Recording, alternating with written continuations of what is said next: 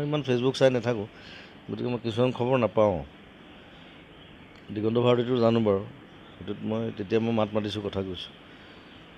আৰু সেইটো কথাটো মানে কি, আৰ্টিষ্টক সেই সন্মানটো দিয়াটো উচিত। আৰু কিবা যদি প্ৰব্লেম ক'ৰবাত হয়, সেইটো কথা পাতিও ঠিক কৰিব পাৰি। সেইটো অপমান কৰাটো বা মানে বেয়াকৈ কিবা কোৱাটো এইটো ভুল কথা। কাৰণ আৰ্টিষ্টেতো বেয়াকৈ কেতিয়াও নকয় কাকো, প্ৰগ্ৰেম কৰে তাৰপিছত ঘূৰি যায়। গতিকে সেইটো এটা মানে স্বাভিমানত লগা কথা এটা। আৰ্টিষ্টৰ স্বাভিমানটো আটাইতকৈ বেছি থাকে, যি আৰ্টিষ্টেই নহওক, স্বাভিমানটো থাকেই চবৰে। মোৰ বহুত বেছি আছে, সেইকাৰণে মই কাজিয়া লাগি দিওঁ মানে। আৰু সেইটো নোহোৱাটো উচিত। আৰু সেইটো মই চবকে আহ্বান জনাইছোঁ, যাতে আৰ্টিষ্টৰ লগত যেতিয়া ডিল কৰে, ভালকৈ যাতে ডিল কৰে। কাৰণ আৰ্টিষ্টৰ জীৱনৰ কোনো ইঞ্চুৰেঞ্চ নাই, কিন্তু বাকী চব মানুহৰ ইঞ্চুৰেঞ্চ আছে জীৱনৰ,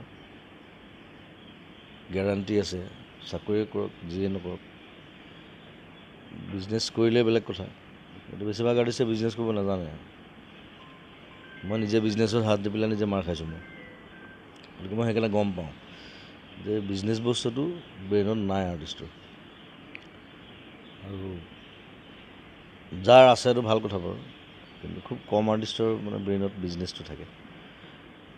ভাল পায়, পেশ্যনটো আছে আৰ্টৰ প্ৰতি, সেইটো কাৰণে আৰ্ট কৰে। অকল গান গোৱাৰ কথা মই কোৱা নাই, যি আৰ্টিষ্টেই নহওক। মই স্পৰ্টছমেনৰ কথা কৈ আছোঁ। মই স্পৰ্টছমেনকো আৰ্টিষ্ট বুলি ভাবোঁ।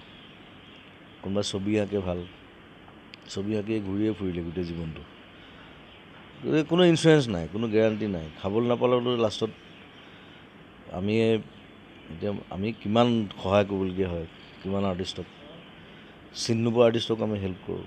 সেইকাৰণে মই কলাগুৰু আৰ্টিষ্ট ফাউণ্ডেশ্যন এটা খুলিয়ে দিছোঁ। তাৰপৰা আমি যেনেকৈ পাৰোঁ চবকে, অকল আৰ্টিষ্ট বুলি নহয়, বহুত মানুহক হেল্প কৰোঁ।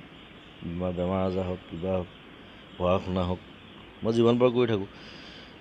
গতিকে সেইটো কাৰণে সেই আৰ্টিষ্টক সেই ৰেচপেক্টটো দিব লাগে।